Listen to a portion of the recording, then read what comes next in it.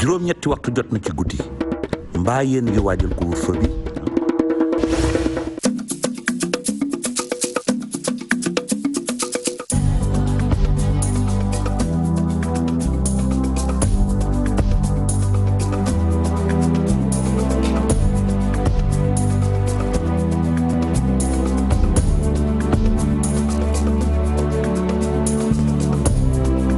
Mesdames, Messieurs, bonsoir. Il est 20h sur les antennes de la télé Futur Média. C'est parti pour le sommaire de cette édition. Manifestation de colère des chauffeurs interurbains dans plusieurs localités du pays. À Touba, la violence s'est invitée entre manifestants et forces de l'ordre. Nous ferons le point dans cette édition. Le rendez-vous manqué entre élèves et enseignants ce 2 juin. La détection de 10 cas positifs au Covid-19 chez les enseignants à Ziguinchor en est la cause. Nous irons dans la capitale du Sud où une certaine psychose règne chez ces éducateurs. Le Sénégal enregistre 97 nouvelles contaminations au coronavirus ce mardi. 20 cas sont issus de la transmission communautaire. 96 patients hospitalisés sont déclarés guéris. Et puis le procès du présumé meurtrier Ibrahima Samb, chauffeur de taxi renvoyé au 16 juin prochain pour absence de témoins. La famille du défunt réclame un jugement équitable. Voilà le sommaire de cette édition. Tout de suite, le développement.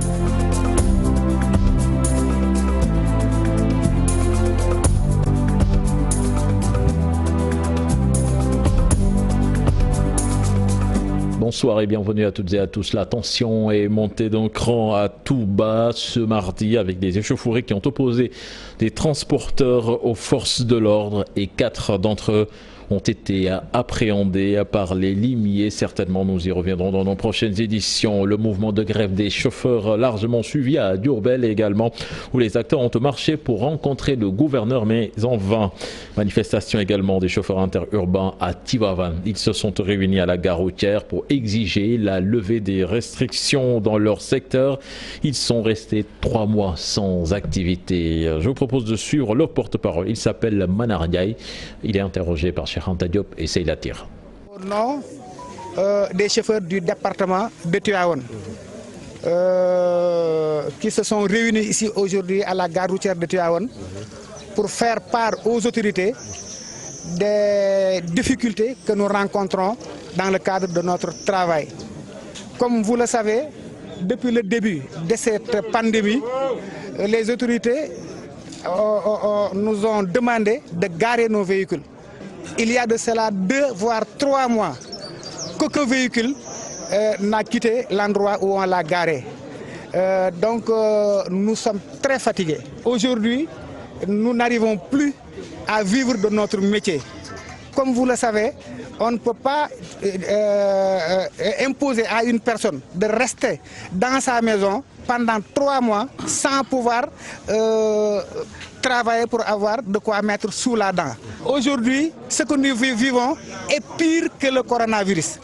Donc nous lançons un appel à l'endroit du chef de l'État, le président Macky Sall, qui nous gouverne, d'essayer de nous trouver une solution, comme ils l'ont fait avec les commerçants, comme ils l'ont fait avec les conducteurs de Jakarta.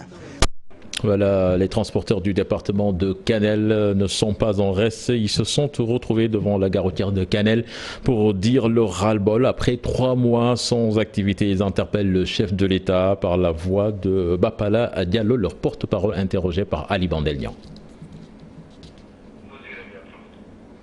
Nous reviendrons certainement avant la fin de cette édition et nous sommes en ligne avec le directeur des transports, M. Gueye. Bonsoir. Bonsoir. Alors, comment analysez-vous cette vague de manifestations pour la revue des restrictions dues à l'état d'urgence sanitaire? Voilà, merci beaucoup. D'abord, il faudra préciser qu'effectivement, des syndicalistes avaient donc brandi des journées de grève, effectivement, pour soi-disant manifester contre donc certaines restrictions, surtout sur le transport interurbain. D'abord faire le bilan de cette manifestation, ou bien de cette grève, il faut le dire, qui est en vigueur depuis aujourd'hui à minuit, donc toute la journée d'aujourd'hui. Après le bilan, on se rend compte effectivement que c'est un échec total. Donc les responsables qui avaient appelé à ce mouvement de grève n'ont pas été suivis. Vous-même, vous l'avez constaté à Dakar, il n'y a pas un seul véhicule qui s'est arrêté. Dans les grandes villes, partout dans le Sénégal, c'est pareil. Par contre, on a assisté à certaines scènes de vandalisme, on va dire, donc à Touba et donc dans le département de Tivaouane, des nervis qui essayent de caillasser des véhicules pour empêcher ceux qui veulent donc exploiter ou travailler, donc de le faire donc en toute quiétude. Donc cela prouve effectivement de l'échec des mouvements qui étaient effectivement donc proclamés ou demandés un peu partout. Oui, mais monsieur le directeur, il y a eu quand même des manifestations dans certaines localités. Ne craignez-vous pas quand même un vent de révolte qui ferait en effet domino Il n'y aura pas de révolte ou quoi que ce soit. C'est effectivement, comme je l'ai dit, c'est effectivement des gens qui sont montés. Tout le monde conçoit, tout le monde comprend effectivement que c'est très difficile depuis 1 mois et demi, ou depuis plus de 2 mois, qu'une activité est arrêtée, effectivement. Mais l'arrêt de cette activité est dû, effectivement, à la stratégie de lutte contre le Covid. On avait au Sénégal mis en place une bonne stratégie pour lutter contre d'abord les cas importés. Ensuite, lutter contre donc la propagation du virus dans le pays avec donc la progression des cas communautaires. Lorsqu'on a arrêté effectivement le transport interurbain, on s'est rendu compte jusqu'à présent, il y a certaines localités qui n'ont pas, il y a beaucoup de départements du pays qui n'ont pas effectivement le virus parce qu'effectivement il n'y a pas de mouvement entre les différents départements. Donc, oui, monsieur le directeur, donc on ne peut pas s'attendre de façon imminente à une levée des restrictions dans le domaine des transports. Dans le domaine des transports, vous l'avez constaté depuis l'adresse à la nation. Le transport interurbain, plus exactement. Oui, c'est j'en viens. Je dis depuis l'adresse à la nation de monsieur le Président de la République le 11 mai, nous sommes dans une série donc d'assouplissement des mesures donc au niveau de la lutte contre le Covid. Dans l'interurbain, on avait déjà un arrêt total. Ensuite, M. le ministre de l'Intérieur, à la suite de M. le Président de la République, a sorti un arrêté pour permettre les gens en tout cas de circuler dans un même département. Ensuite, dans les départements d'une même région. Et progressivement, forcément, l'État ira vers donc l'assouplissement. Donc, certains responsables syndicaux savent effectivement que l'État va aller dans ce sens-là. Ils vont essayer maintenant d'amortir donc la décision de l'État pour avoir donc des gains sur le plan syndical, des gains. Voilà. Sur le plan. Donc c'est ça la vérité. Voilà, mais forcément l'État ira vers l'assouplissement des mesures et le chef d'État montrera au créneau effectivement pour annoncer ces différentes nouvelles-là. Mais merci. De toute façon, ça c'était prévisible, c'est prévisible. Donc c'est défoncer une porte qui est déjà ouverte. Voilà, merci M. Gueye, on vous a entendu, le message est clair. À Ziguinchor, les tests revenus positifs de 10 enseignants ont eu raison de la rentrée scolaire. Les syndicalistes, pas surpris, les enseignants dont la psychose et la COSIDEP a fait des recommandations, comme vous allez le voir dans cette correspondance signée Boubacar Diassi et Lamine Mandian. Le report de la rentrée scolaire initialement prévue ce 2 juin ne constitue pas en soi une surprise pour le G7 de Ziguinchor. Ce n'est pas vraiment une surprise parce que nous étions sûrs que nous allions au charbon. Nous pensons que c'est une situation que nous aurions pu éviter parce que depuis le début, les syndicats sont en train d'alerter l'État par rapport aux risques que nous courons en reprenant les cours ce 2 juin. Vu que la pandémie n'a pas encore abordé sa pente descendante. Mais ce report chagrine déjà cet enseignant. Que vraiment, je suis vraiment meurtri. Et c'est vraiment désolant de voir que, connaissant la situation, on savait que vraiment, ça ne pouvait pas éviter. Maintenant, quand on s'est retrouvé dans cette situation, tout le monde a eu peur. Personnellement, nous, on était vraiment prêts pour la reprise. Car dans cet établissement scolaire de la capitale sud du pays, tout était fin prêt pour la reprise des enseignements-apprentissages. Oui, nous sommes venus à l'école par l'appel du directeur qui nous a demandé de venir. Et aujourd'hui, nous sommes là, malgré nous, tout en laissant nos familles à la maison et ainsi de suite. Mais on a vraiment peur, Et c'est vraiment inquiétant. Mais ce n'est pas le cas dans l'ensemble des établissements scolaires de la région de Ziguinchor. Avec les informations que nous avons avec nos points focaux, nous avons constaté qu'il y a des communes qui traînent encore. Qu'aujourd'hui, si on devait reprendre les cours, il y a des communes entières qui ne devaient pas en principe reprendre les cours parce que la situation sanitaire ou la situation de mise en place du dispositif n'est pas effective. Quant aux enseignants infectés par le coronavirus, ils devraient bénéficier d'un traitement spécial de la part de l'État. Il va aussi falloir que l'État prenne ses responsabilités parce que par rapport à cette situation, c'est des gens qui ont quitté leur milieu pour venir servir. Donc c'est un peu dans le service qu'ils ont eu ces problèmes. Il faut que l'État aussi prenne sur lui l'engagement de pouvoir les mettre dans de bonnes conditions, dans des soins vraiment intensifs pour qu'ils puissent recouvrer la santé. Mais tout ce qui pourra en advenir, l'État est pleinement responsable. À ce jour, 34 malades de la Covid-19 sont sous traitement dans la région de Ziguinchor. Le secrétaire général du SAEMS se dit préoccupé par la santé des enseignants victimes de stigmatisation. Saourou Sen en parle au micro de Chérifia. Justement, c'est là où c'est important. Je crois que nous devons attirer l'attention de l'autorité sur la nécessité de prendre tout de suite des mesures qui protègent les enseignants, encore une fois de plus. L'État a fait un appel pour une reprise. Patriotiquement, malgré tous les dangers, nous sommes partis. Maintenant, dans des endroits que tout le monde connaît, il y a une stigmatisation. Les gens ont considéré peut-être que les enseignants sont venus porteurs du virus, de sorte qu'ils sont méfiants. Il y en a même dans certaines localités, c'est des informations que j'ai reçues, que cette stigmatisation-là a commencé au niveau des enseignants. D'où la nécessité, en tout cas dans les meilleurs délais, mais de protéger les enseignants, quitte à les faire retourner au niveau de leur localité. À Saint-Louis, c'est la déception chez les élèves des différents établissements publics. Du côté des syndicalistes, la décision est salutaire car, disent-ils, l'État voulait sacrifier les enseignants et les élèves. Ils ont par la même occasion fait des propositions pour la réouverture des classes. Ousseynou Diop, Habib Sek. Ces élèves du lycée Cheikh Omar Fouti Tall de Saint-Louis ont été retrouvés dans la cour de l'établissement. Le report de la réouverture des classes est une grande déception pour eux. C'est une déception parce que nous, étant des jeunes, nous devons travailler. Déception parce que depuis plus de 2 mois, les écoles sont fermées et les élèves craignent que le pire risque de se produire avec le report de la réouverture des classes de CM2, 3e et terminale. Ousmane Aronessal et Frédéric Gomis lancent un appel au gouvernement pour sauver l'année scolaire plombée par la pandémie de Covid-19. Moi, je pense que c'est une déception parce que nous, étant des jeunes, nous devons travailler. Oui. Et l'État doit prendre des décisions fermes. On est tellement choqués parce qu'on veut apprendre et on veut continuer. N'hésitez pas. On est tellement choqués, on n'est pas du tout fiers.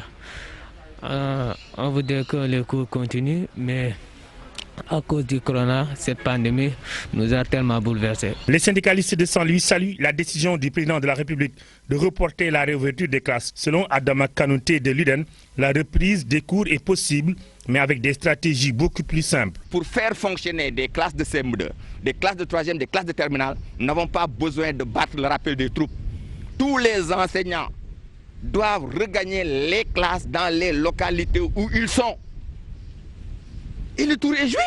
Maintenant, s'il se trouve qu'à Saint-Louis, par exemple, nous avons un surplus et qu'à Podor, il manque des choses. Mais un enseignant qui quitte Saint-Louis pour aller à Podor, nous sommes dans la même zone. Étant entendu qu'au moment où on a pris la zone, Saint-Louis était à 0 cas.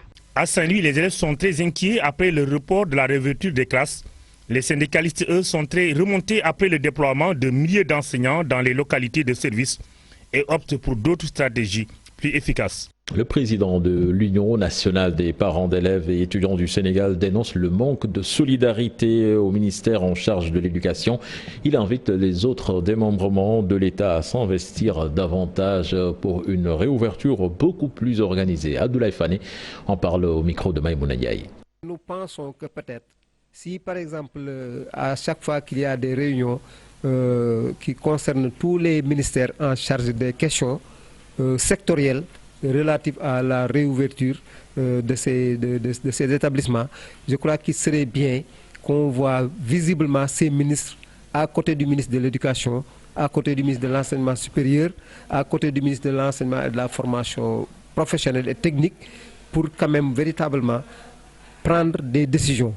C'est bien peut-être de se faire représenter, mais c'est meilleur quand même qu'il y ait une présence physique pour les autres ministères en charge des questions fondamentales qui doivent être traitées en amont et qui permettraient véritablement à ce que les ouvertures-là se fassent dans de très bonnes conditions. C'est de se reprendre, repréparer peut-être cette réouverture, en quoi faisant? En travaillant sur la base d'un dialogue constructif.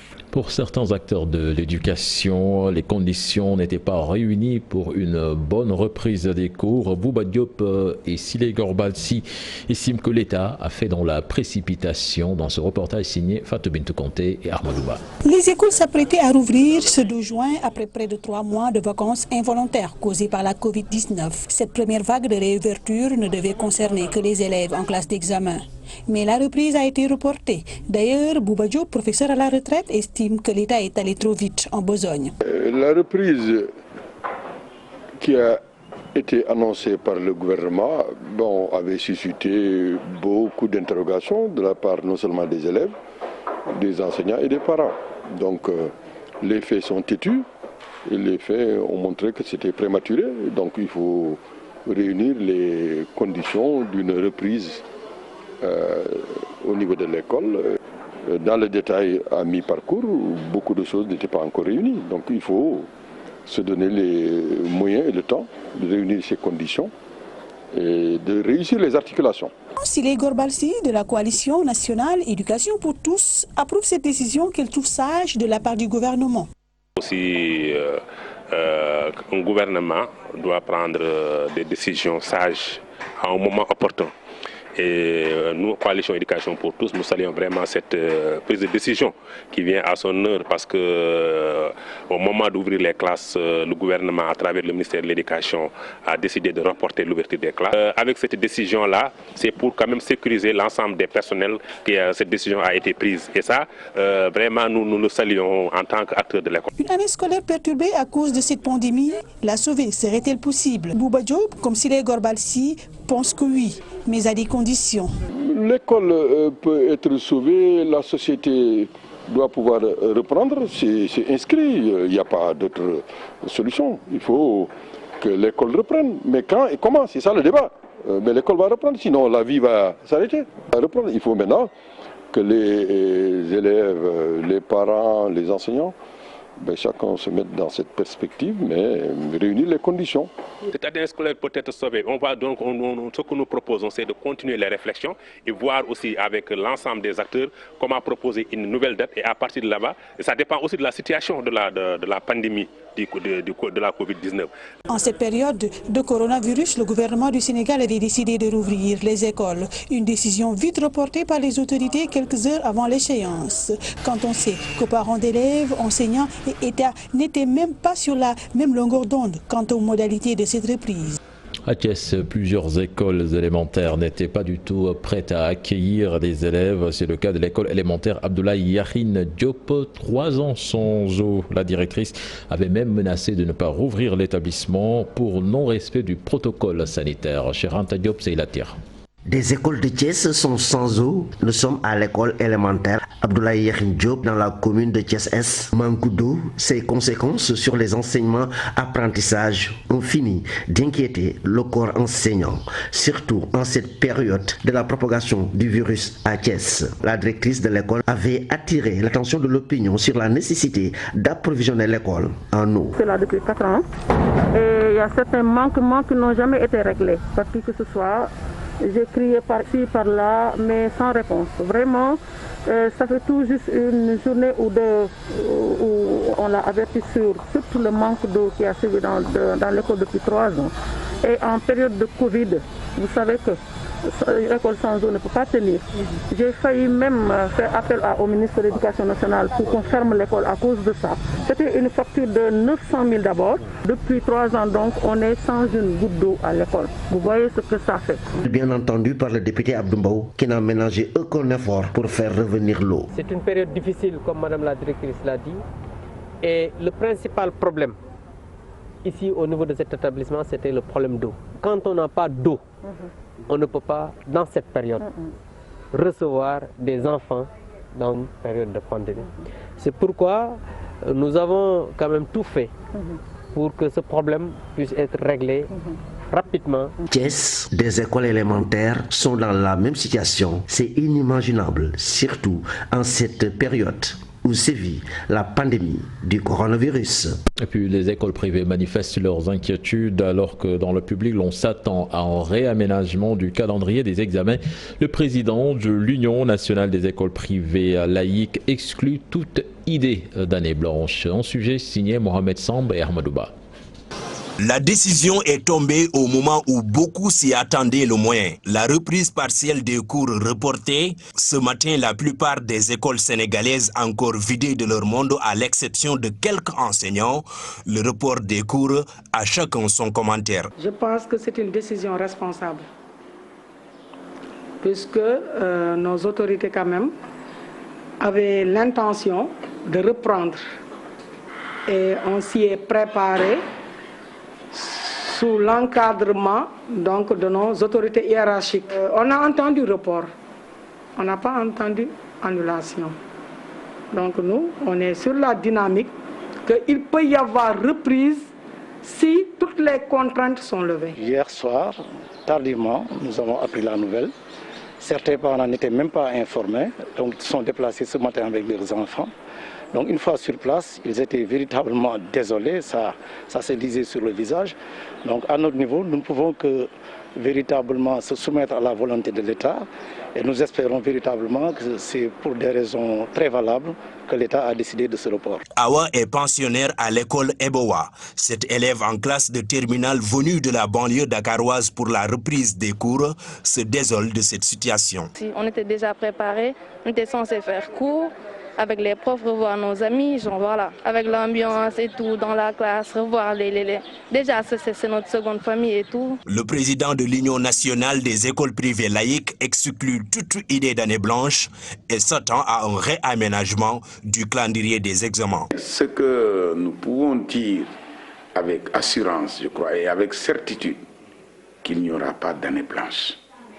Ça, je crois que les autorités, que ce soit les ministres de l'Éducation, les autorités académiques, ont pris la pleine mesure de la situation. Puisque la rentrée n'a pas eu lieu ce matin, naturellement, le calendrier va être encore réaménagé. L'école sénégalaise ferme ses portes jusqu'à une date ultérieure. La reprise des cours qui était prévue ce 2 juin, empêchée par de nouveaux cas de coronavirus chez les enseignants convoyés à Ziguinchor.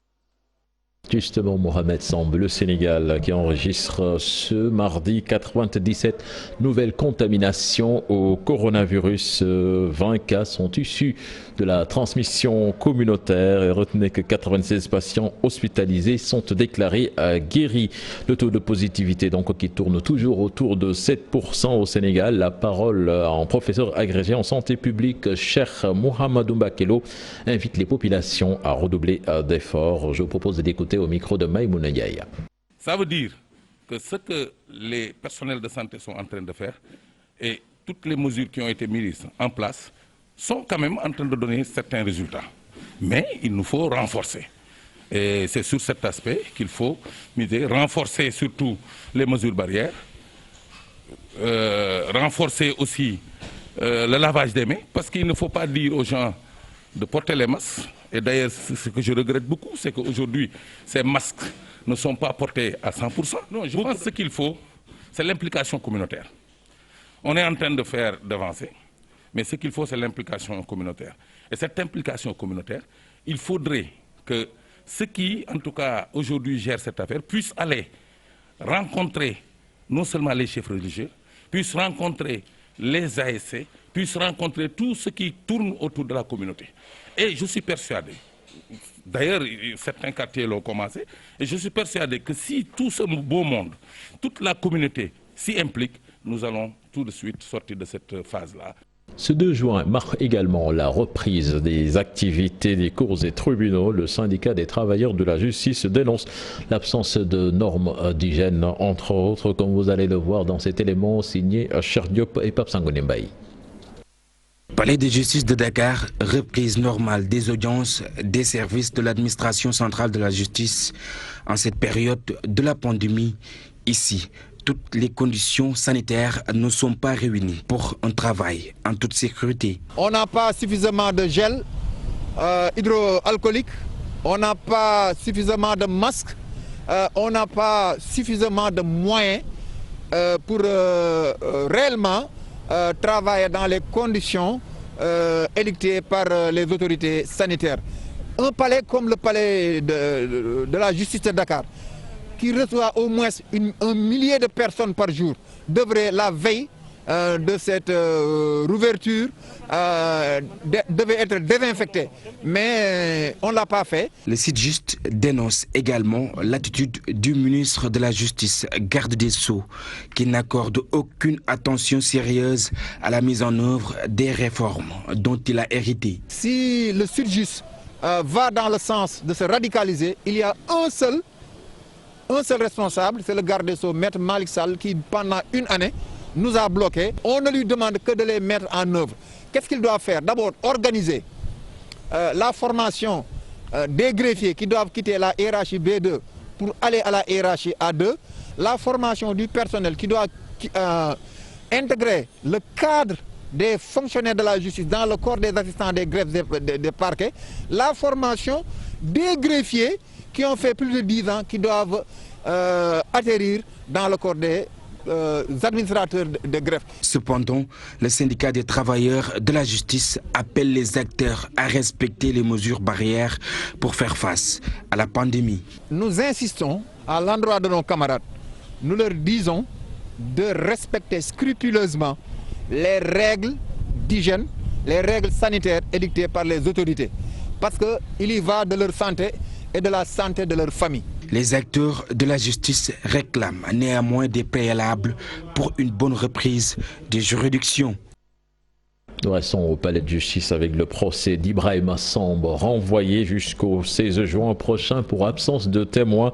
La famille du défunt réclame un jugement équitable. On écoute la maman de feu Ibrahima Samb ainsi que le secrétaire général des chauffeurs de taxi du Sénégal.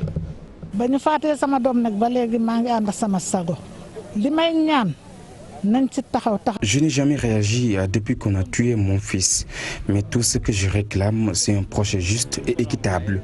Certes, on a renvoyé aujourd'hui le procès pour absence de témoins, mais la partie civile est là, y compris l'accusé. On attend juste le jour de la vérité.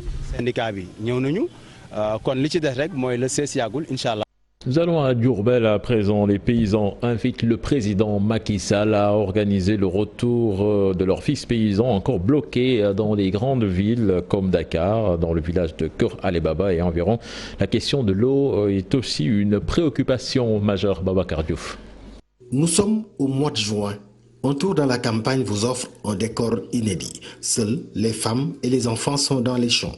Leur préoccupation, préparer l'hivernage avant la tombée des premières pluies. Les bras valides sont encore coincés à Dakar.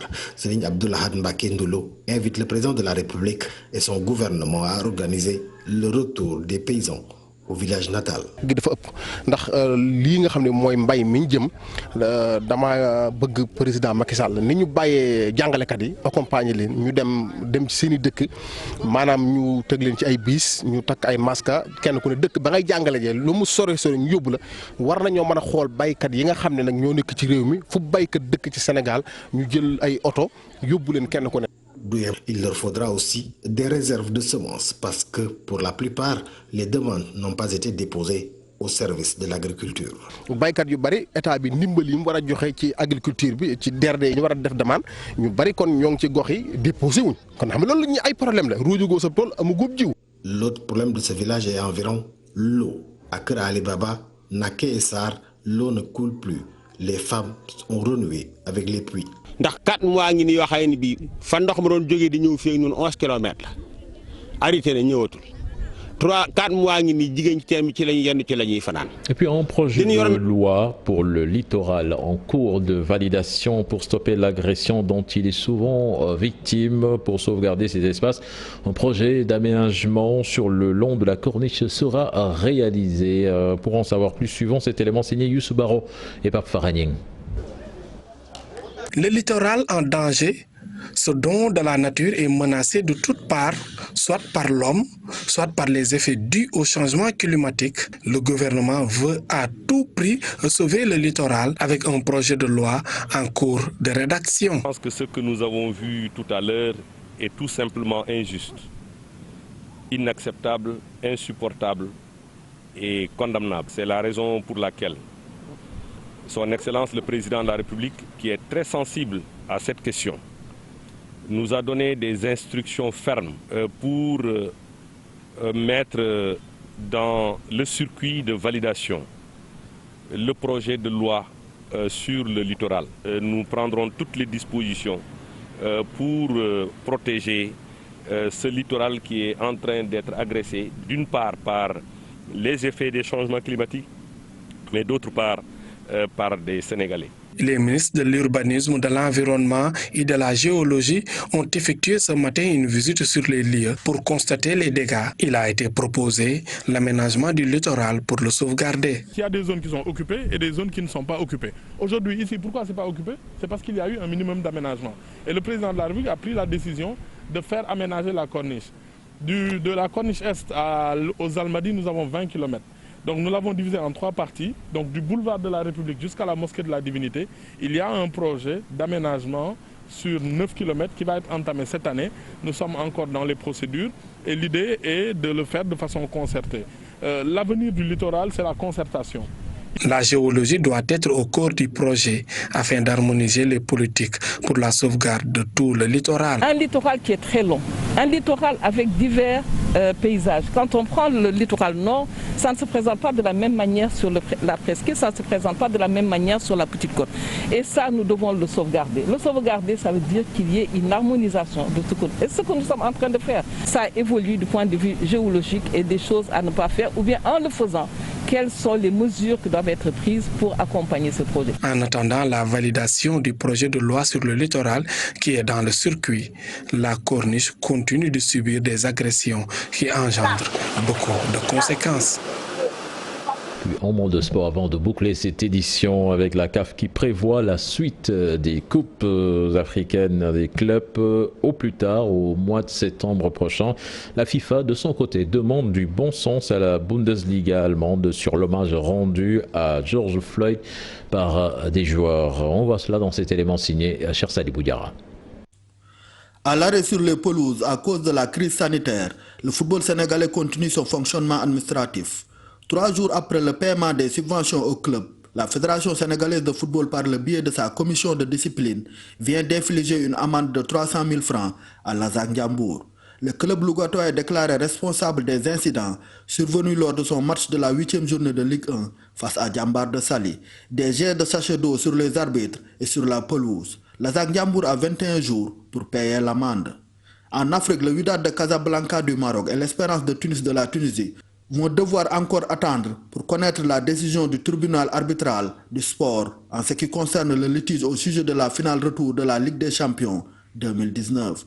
Une finale qui n'était pas allée au bout à cause de la panne de la VAR et des incidents qui en ont découlé. La CAF a déclaré les Tunisiens vainqueurs du trophée, une décision contestée par les Marocains auprès du TAS. Cette dernière va rendre la sentence arbitrale dans quelques semaines après avoir entendu les différentes parties par visioconférence le 29 mai. La CAF est de son côté préoccupée à trouver la bonne formule pour la suite des Coupes d'Afrique des clubs cette saison et la saison à venir. Initialement prévu le mois de mai dernier, les demi-finales et finales 2019 vont se dérouler soit en août, soit en septembre au plus tard. Pour la saison 2020-2021 qui va accuser du retard, la CAF est dans la recherche de la solution, à savoir la suppression des préliminaires ou des quarts de finale ou l'option d'un tournoi dans un pays. En Europe, les pensionnaires de la Bundesliga qui ont rendu hommage à George Floyd sont soutenus par la FIFPro et la FIFA. Le syndicat mondial des footballeurs et l'instance dirigeante du football comprennent leur besoin de dénoncer le racisme et l'injustice sociale et appellent la Ligue allemande à tenir compte du contexte pour ne pas sanctionner les joueurs. Pendant ce temps, l'ancien boxeur afro-américain Floyd Mayweather annonce qu'il a trouvé un accord avec la famille du défunt George Floyd pour financer les frais funéraires. Des funérailles programmées le 9 juin prochain à Houston, dans le Texas. La Formule 1 dévoile pour sa part son calendrier, revu à cause de la pandémie de la Covid-19. Elle espère 15 à 18 courses d'ici fin décembre. Le début de la saison est prévu le 5 juillet par le Grand Prix d'Autriche. Jusqu'au mois de septembre, 7 autres courses vont se dérouler en Europe à huis clos. Merci à vous, cher Sadi Boudiara. C'était le dernier élément de ce 20h. Prochain rendez-vous pour l'information, ce sera à 0h avec le tout en images. Excellent suite de programme en compagnie de la TFM. Au revoir.